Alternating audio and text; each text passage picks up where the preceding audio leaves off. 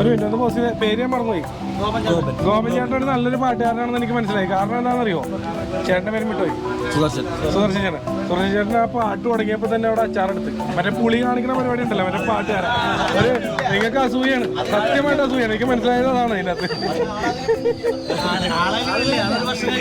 ഇല്ല കഴിക്കില്ല, അങ്ങനെയൊന്നും കൊതിക്കില്ല.